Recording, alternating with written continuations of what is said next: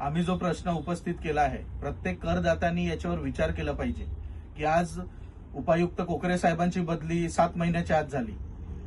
6 महिने 7 महिने त्यांना पूर्ण काम कसं करायचं आहे, इथे काय प्रॉब्लेम्स आहेत हे समजण्यामध्ये गेले. आता परत नवीन उपायुक्त येणार, ते 6 महिने 8 महिने घेतील प्रश्न समजून घ्यायला. तर मग हे कधी थांबणार आहे, हा एक मोठा प्रश्नचिन्ह आहे महापालिकेच्या कारभारावर. मला आयुक्तांकडे ही विनंती करायची आहे की हे जे 5 महिने 6 महिने वर्षाने जे हे बदल्या करतायत हे त्वरित थांबवा. कोकरे साहेब एकनिष्ठ माणूस आहे, तो काम करत होता, त्याला काम करू दिलं नाही. आता त्यांची बदली झाली, आता परत नवीन माणूस येणार, तोही तेच करणार. त्याच्यापेक्षा ही बदली थांबवा आणि कोकरे साहेबांकडून हे जेवढी कामं पेंडिंग आहेत ते कंप्लीट करून घ्या.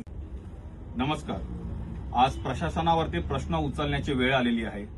रामदास कोकरे साहेबांसारखे उपायुक्त ज्यांनी कल्याण डोंबिवलीच्या स्वच्छतेसाठी, कल्याण डोंबिवलीचा सर्वात महत्वाचा विषय घनकचऱ्यासाठी ज्यांनी एकनिष्ठेने काम केलेलं आहे, ज्यांनी प्रामाणिकपणे काम केलेलं आहे आणि आज त्याचा परिणाम म्हणजे डोंबिवलीमध्ये जी स्वच्छता दिसते आपल्याला, ही फक्त आणि फक्त रामदास कोकरे साहेबांमुळे दिसते.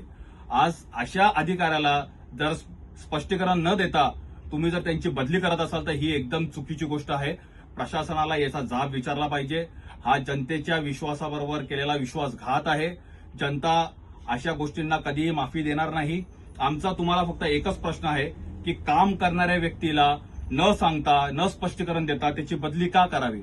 अशा व्यक्तीला जो सतत कल्याण डोंबिवलीचा विचार करत असतो, कल्याण डोंबिवलीच्या घनकचऱ्याबद्दल विचार करतो, त्याला पुरस्कार द्यायला पाहिजे, त्याला प्रोत्साहित केलं पाहिजे. तर तुम्ही त्याची बदली करतात.